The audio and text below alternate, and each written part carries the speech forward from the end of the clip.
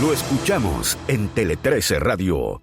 Mientras estamos aquí con Iván y la Paula hablando de chats, WhatsApp y etcétera, en un hotel del Golf están llegando el ministro Marcel, la candidata Matei y el rector de la UDP, Carlos Peña, a un seminario organizado por un banco para hablar de la ruta de crecimiento. También a la misma hora, a las 8, están citados en San Carlos de Apoquindo, también empresario y ejecutivo, por ICARE para escuchar a Javier Salá y Martín, este economista hispano-norteamericano conocido por sus trajes coloridos y también por sus estudios de crecimiento. Sí, son a la misma hora, a la misma hora, digamos. Sí. Están citados los dos a las 8, imagino que estarán tomando un cafecito antes que empiece.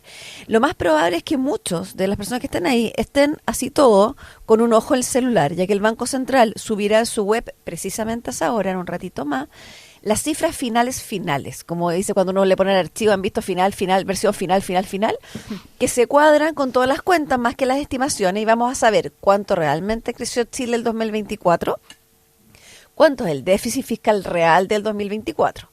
Hasta ahora, siendo las 8:23, lo que sabemos nosotros es que Chile creció un 2,5 el año pasado y que el déficit, según el informe de finanzas públicas que es emitido por Hacienda, es un déficit de 2,9% del PIB. Eso es lo que tenemos ahora. Vamos a ver qué tanto nos refrenda o nos confirma el Banco Central.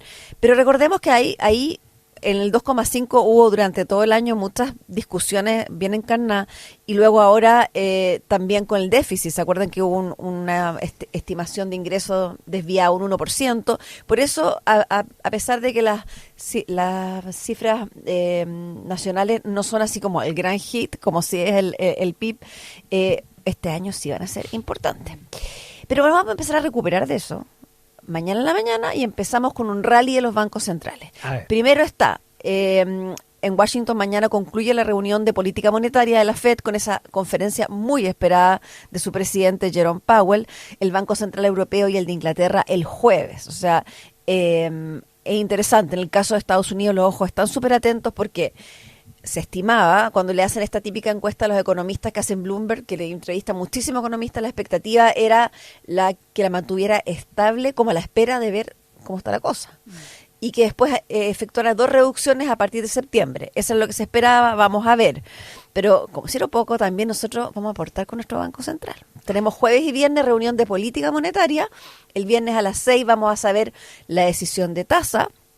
Y el lunes tenemos el IPOM, que es el primer IPOM ya completamente en la era Trump. Claro, entonces hay una expectación diferente. Y ahí hay varias cosas que me contaron que se van a mirar. Lo primero es ver cómo el Banco Central enfoca el huracán Trump. Porque en el fondo hemos tenido, después les voy a contar, como varias versiones de cómo nos va a pegar o no pegar, pero se espera por lo menos un recuadro, le dicen ellos, que es cuando el Banco Central hace un zoom en un tema. En algunos minutos lo ha hecho en laboral, lo ha hecho en diferentes temas, y ahí hay que ver.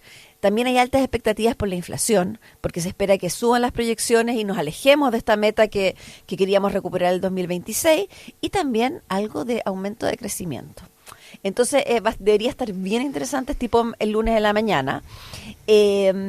Lo que sí está claro que todo esto desde hoy día hasta el próximo lunes, y además mandándonos saludos a todos los colegas que trabajan en macro porque se viene dura, es que hay tanta incertidumbre que cuesta leer todos estos pequeñas señales. Y hay 2 temas que yo creo que podemos tener en la mente que nos ayuden a ordenar y meter estos cubitos dentro del análisis. Lo primero es que, claro, la preocupación por Estados Unidos es el tremendo tema. Estamos Trump-céntricos, ya llega a ser como cansador, hablamos todo el día de Trump. Bastante. Sin embargo, ha girado un poquito el foco del efecto. Primera semana, yo te diría todo febrero y el principio de marzo, lo que nos preocupaba era trazar el impacto del alza de aranceles. Eso era lo que le importaba a Chile y a todos los países. Era hacer la matemática y decir, bueno, si suben por acá el acero, ¿cómo me pega a mí? En el caso de Chile, el dólar a 5 la libra es una señal clara de que están acopiando. Pero ahora, estas últimas 2 semanas, ha cambiado el foco y lo que está interesando es qué está pasando al interior de Estados Unidos. Porque se empieza a instalar la idea de que serían los norteamericanos los primeros afectados y más duramente afectados por este presidente que les prometió hacer América grande de nuevo y mejorar su calidad de vida que estaba siendo deteriorada por estos socios comerciales que se aprovechaban. Bueno, hace 9 días Trump no descartó una recesión y empezó a decir que esto iba a ser una travesía por el desierto, o sea que iban a venir los efectos malos para después tener una economía bollante. Claro, diciendo en el fondo tenemos que pasar por este dolor para irnos más adelante. Claro. Sin embargo, su reconocimiento de alguna manera y las cifras que les voy a contar ahora muestran que probablemente tenga un efecto fuerte en el ambiente de negocios con la incerteza, inversión y contratación. Entonces, hay un dato que es clave para ver por qué hoy día estamos mirando como con un poquito más de preocupación la interna de Estados Unidos y no sus acciones hacia afuera. La encuesta de confianza del consumidor se desplomó en su nivel más bajo en 29 meses, o sea, más de 2 años. Acuérdense que 2 años estábamos saliendo de la pandemia, etcétera. El fondo se desplomó completamente, una caída en 22% en relación a diciembre del 2024, que es el último mes que fue 100% sin Trump. Ya. O sea, en 2 meses la confianza del consumidor en el fondo resintió esto claramente y esa es una expectativa de compra, servicio, etcétera. Entonces, en otras palabras, estos estadounidenses que estaban esperando un salto en su vida abruptamente y además deslizado, como bien dices tú, por el presidente, ya creen que es complejo. Y en lo anecdótico, hay un reportaje del The Economist que me lo mencionaron varias personas, que dicen que el ícono de la comida norteamericana, la hamburguesa, podría transformarse más cara, porque Estados Unidos está con un déficit de carne de vacuno y eso a la larga podría afectar el precio de, no sé si era lo más comido, pero por lo menos lo más icónico.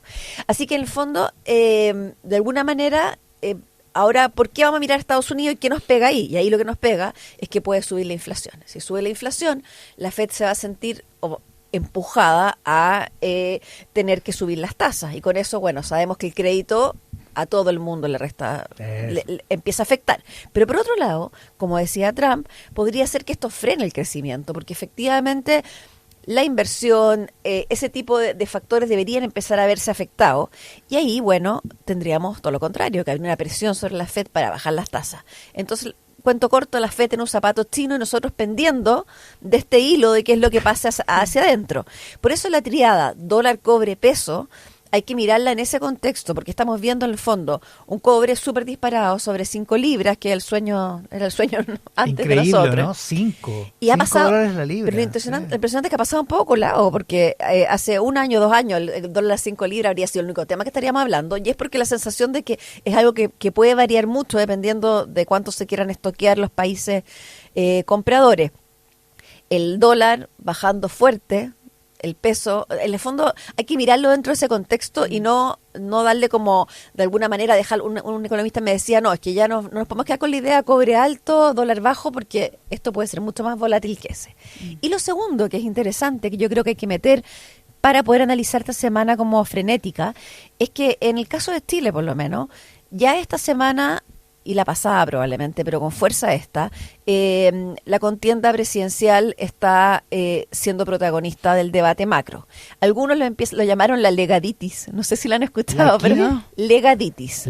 Por el legado. La enfermedad del legado. La enfermedad del legado. Entonces estamos viendo que los ministros de Hacienda, Economía y sectoriales están aprovechando las diferentes tribunas que les da este contexto macro para cuestionar lo que han sido críticas sobre el débil desempeño del gobierno de Boric.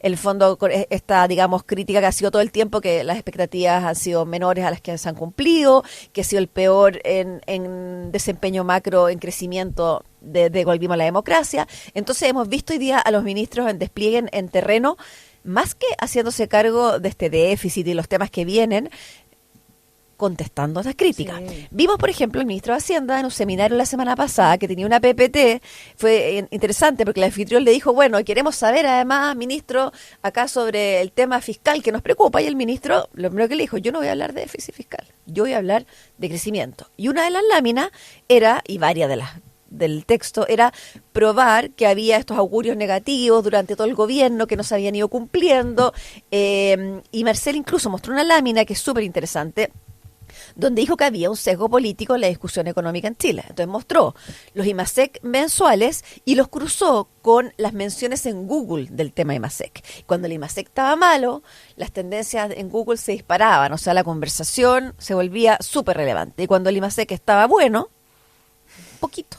El IMASEC poquito. Pero una lámina sí te muestra, de alguna manera, que en la moneda y en el gabinete están empezando a entrar en, digamos, en esta discusión de defender los logros económicos de este gobierno. Hay que tener tiempo para pensar en eso y hacer ese cruce. Claro, pero lo que te demuestra un poco es que estamos en esa fase de legalitis, Sí, porque en el exacto. fondo no quieren dejar instalado, sobre todo para la presidencial, que acá hubo un problema de crecimiento y de déficit fiscal.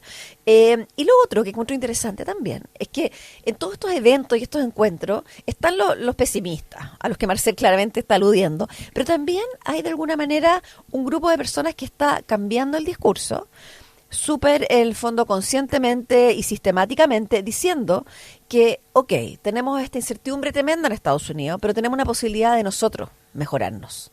O sea, de que sí hay un espacio en esta presidencial para un consenso, que sí hay espacio para temas más macro. Y, de hecho, mirando un indicador, y con esto termino, pero es interesante, que la PUC hizo hace tiempo, lo tiene en su página web, un indicador que se llama, lo que trata de buscar es cuánto de lo que nos está pasando tiene que ver con afuera y cuánto de lo que está pasando no tiene que ver con adentro. Está inspirado en un índice del Banco Mundial que se llama Wind Index, de alguna manera, que es lo que te lleva el viento, y lo que hace es ver, deconstruye el crecimiento de los países. Y en el caso de Chile tenemos que en la última medición el 60% es externo y el 40% es interno. Por lo tanto, Chile tiene en sus manos, y es lo que dice este grupo que está tratando un poco de impulsar un ambiente positivo, es decir, ok, la incertidumbre internacional no la podemos mover, pero este 40% sí podemos. Por lo tanto, vamos para arriba con eso. Ya, vamos con ese debate y con la legaditis, ¿así es? Sí, la legaditis. Ya vamos a ver lo de las cuentas nacionales que acaba de publicar el Banco Central. Me hacen ver una cosa a propósito de los efectos políticos. este rispe, ¿no? ¿Cómo se dice? De Paulina Bodanovich, esta fricción de Paulina Bodanovich con el resto. El miércoles de la próxima semana se vota la acusación constitucional contra Maya Fernández. Wow. ¿Le podrían Y si pasar la- cuántas? Como me dicen en el Congreso, A ver. tiene una semana para limar aspereza. Eso. Tele 13 Radio Podcast, lo que tienes que escuchar. www.tele13radio.cl